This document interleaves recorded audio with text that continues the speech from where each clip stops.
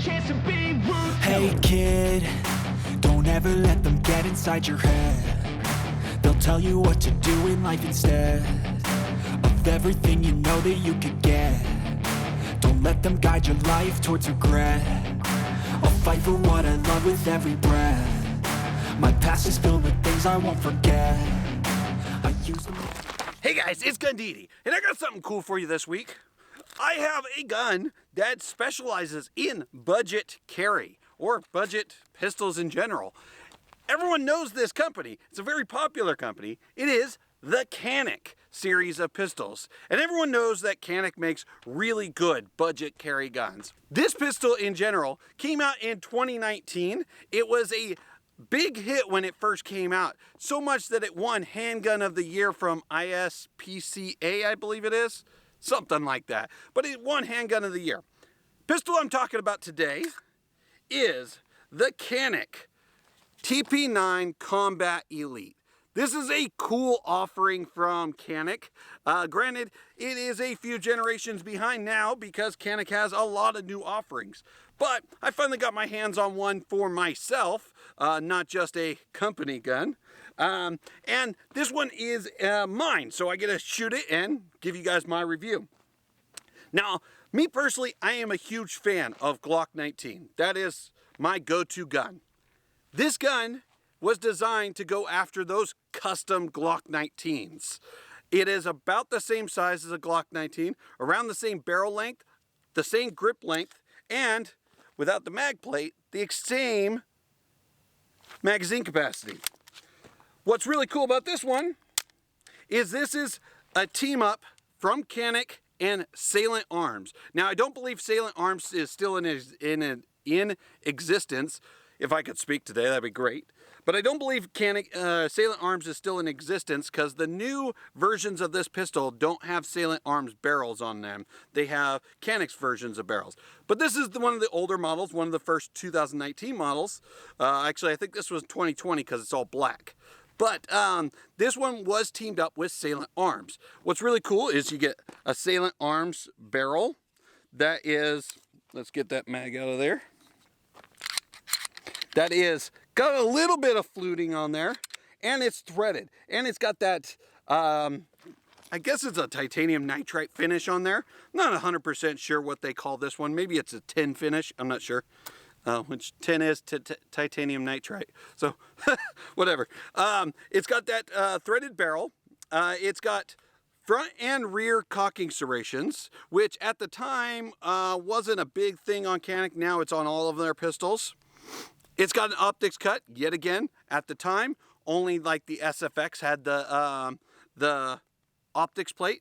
Now, all their guns have it. This one is ambidextrous, like most Caniks are nowadays.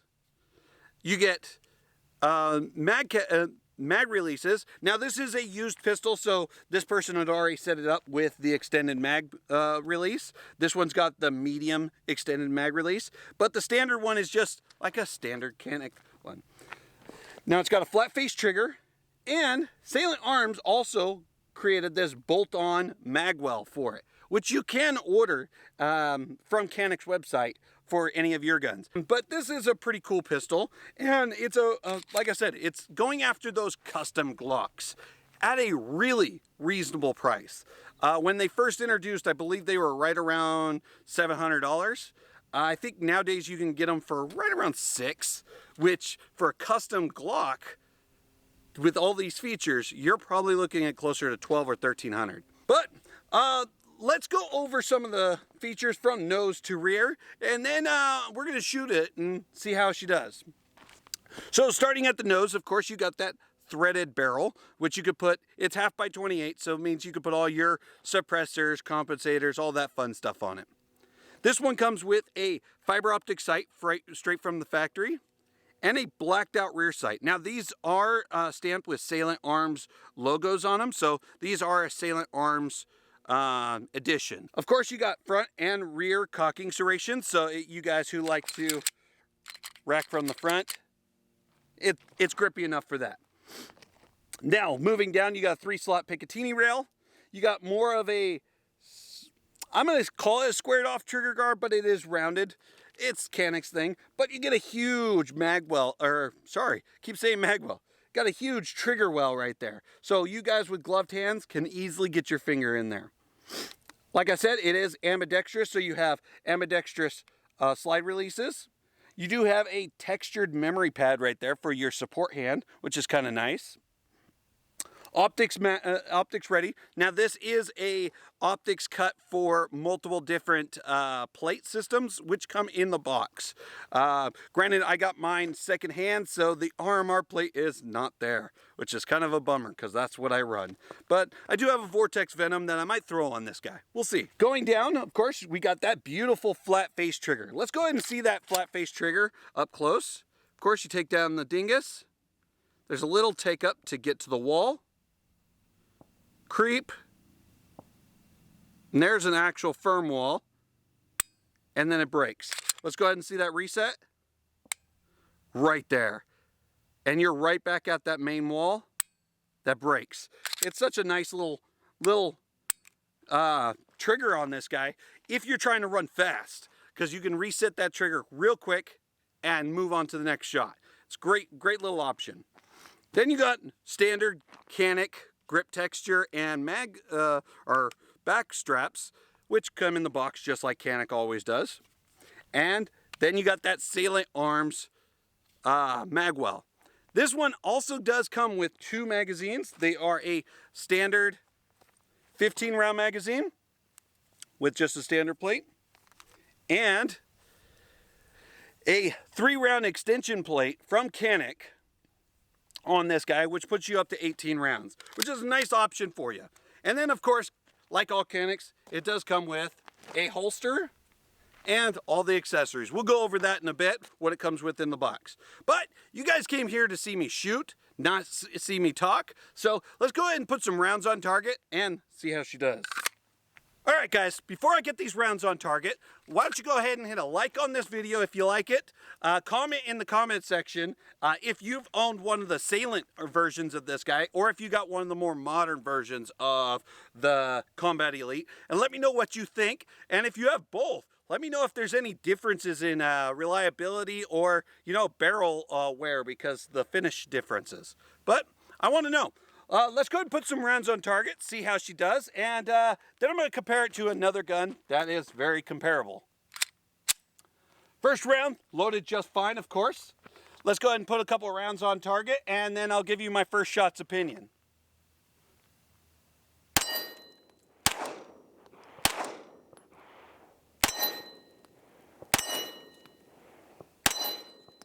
All right, so it is a little jumpy. Caniks tend to be a little jumpy.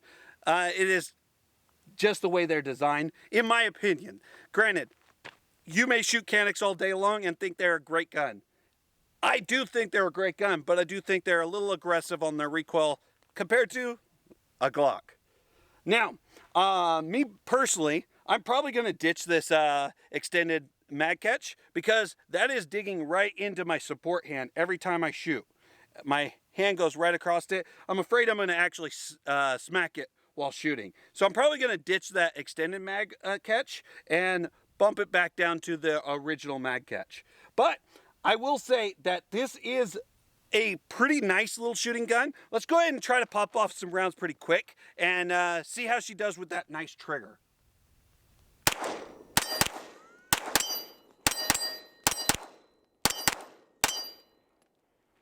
Last round hold open, held up just fine. As you can see, I can be pretty accurate and pretty fast with this guy. I will say, I do shoot this pistol a little better than I shoot a lot of my guns. So that trigger definitely helps. That bright fluorescent front sight there really helps. And yeah, it is a really nice shooting gun. Let's go ahead and see how she shoots one-handed and see how that recoil impulse is. All right, we got the regular 15 round magazine in it. Let's go ahead and put a couple rounds on target.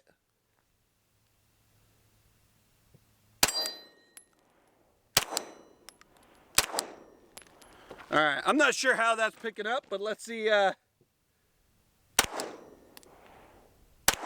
think I'm yanking these shots.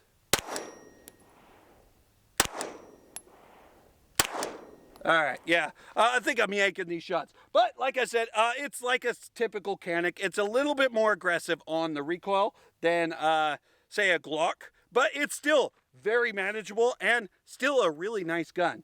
Honestly, maybe putting a tungsten guide rod on this guy might keep that muzzle down a little bit more. And maybe a flashlight or a compensator will keep that muzzle down even flatter.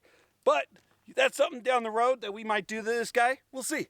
But let's go ahead and pump up the last rounds, and then I'm going to compare it to another pistol that I think it's very comparable to.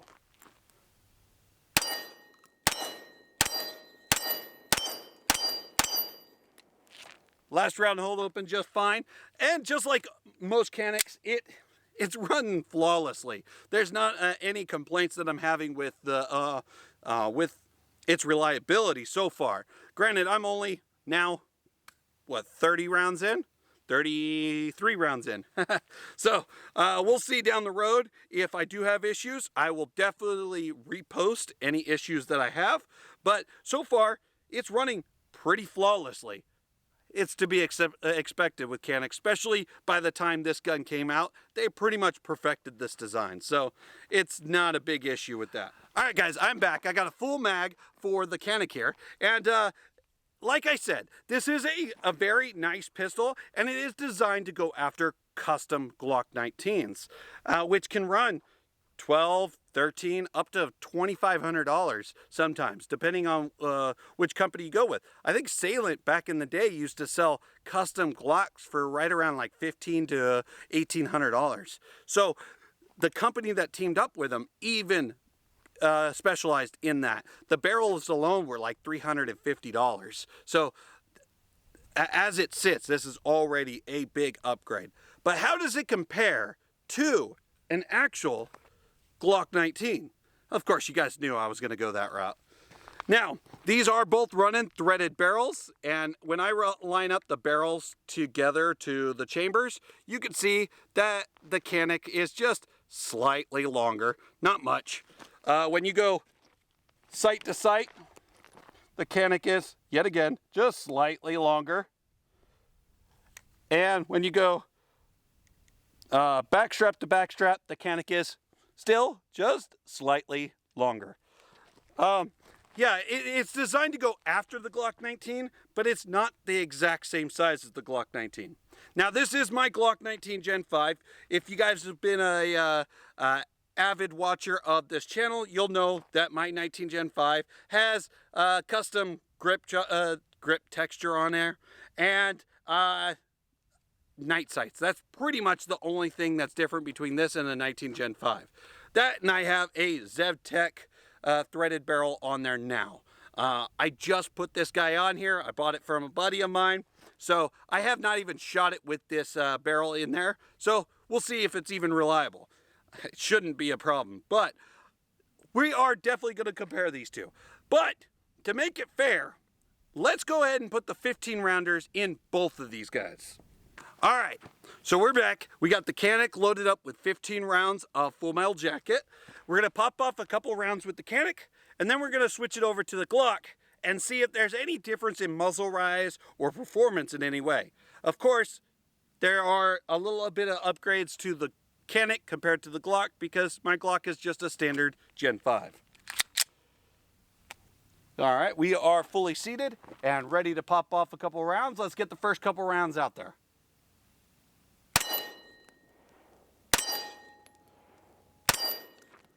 All right, we got 3 rounds with the Canik. Here is the Glock. Loaded the first round just fine, so we're good on that. So let's get a couple rounds on the Glock here.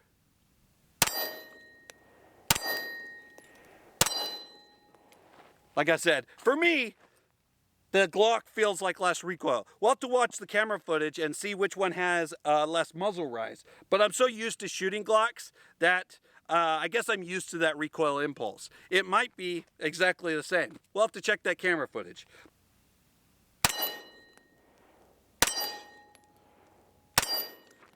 But that being said, let's go ahead and pop off a couple rounds one-handed and see how the muzzle rise is different. So we're going to start with the Canik.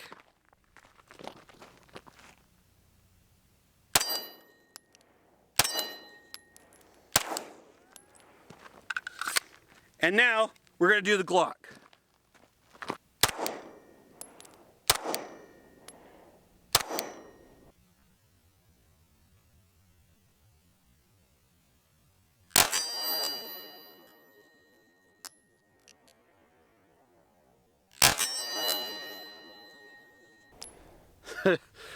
Well, one-handed, I shot the Canik a little better. That might be just a situation where I haven't been out shooting in a minute. But you know, I personally am a fan of Glocks, and it's hard to sway me from Glock. But for the price point, you get a lot of upgrades for this guy. The price of this guy is almost the same as a standard Gen 5 Glock. I mean, and it's got a lot of upgrades. It might be the leaning factor. But you know what? We got two pistols here. There is no reason why we shouldn't just akimbo these guys. Let's do this bad boy.